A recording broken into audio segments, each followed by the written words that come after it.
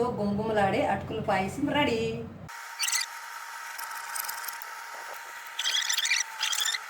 Hi అండి, అందరూ బాగున్నారా? నేను చాలా బాగున్నానండి. ఈరోజు మంచి రెసిపీతో మీ ముందరకు వచ్చానండి. అదేనండి అటుకులు పాయసం.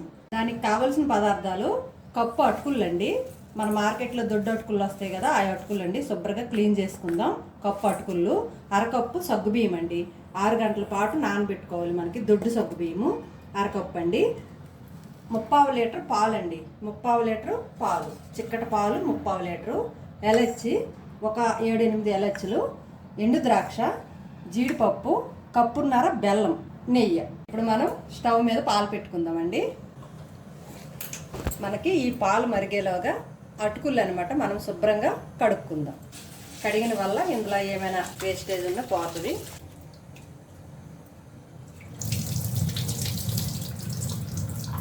ఒక 2 సార్లు కడుక్కున్నాం అనుకో సరిపోతాయండి. కడుక్కొని మూత పెడితే ఇవి మెత్తగా మనకు నానిపోతాయండి. ఈ అటుకులు నానిపోయి పొడి పొడిగా అయిపోతాయి.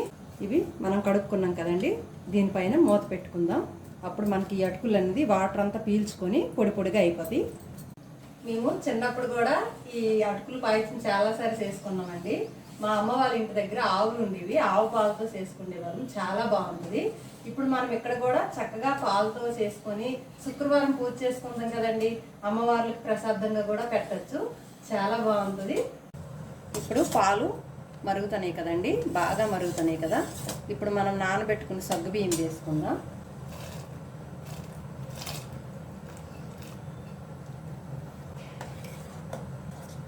నానబెట్టుకుని సగ్గుబియ్యం వేసుకున్న తర్వాత మనం ఇప్పుడు కడుక్కున్న అటుకులు ఉన్నాయి కదా, అవి కూడా ఇగో వేసుకుందాం.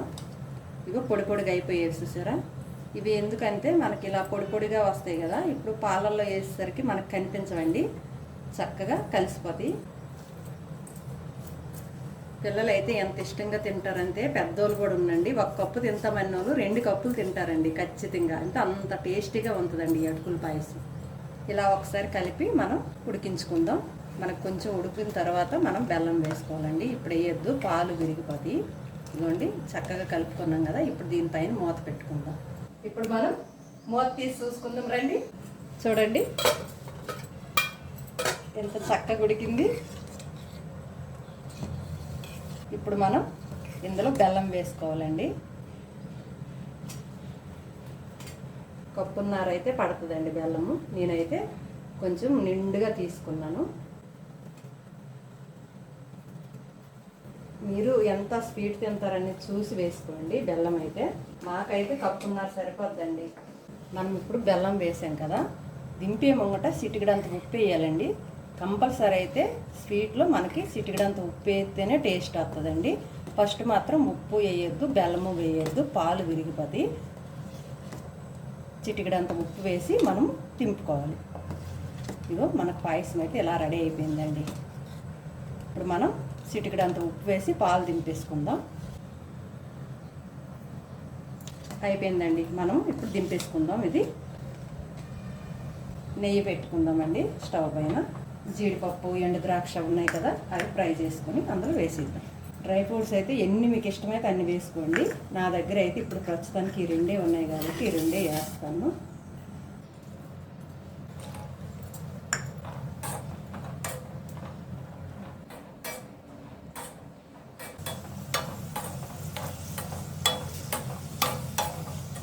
వేగి పని అండి. ఇప్పుడు మనం పాయసంలో ఇవి వేసుకుందాం. వేసుకున్న తర్వాత వెల్లచి పౌడర్ కూడా మంచి ఫ్లేవర్ కోసం వేసుకుందామండి.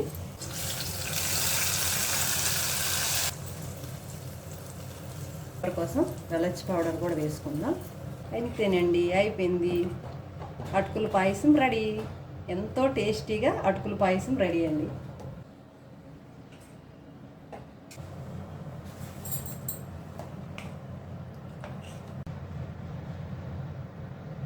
చూసారు కదా ఫ్రెండ్స్, అటుకుల పాయసం చేసే విధానం మీ ఇంట్లో కూడా ట్రై చేయండి. ఎలా వచ్చిందో కామెంట్ చేయండి. ఈ వీడియో కనుక నచ్చినట్టయితే లైక్ చేయండి, షేర్ చేయండి, సబ్స్క్రైబ్ చేయండి.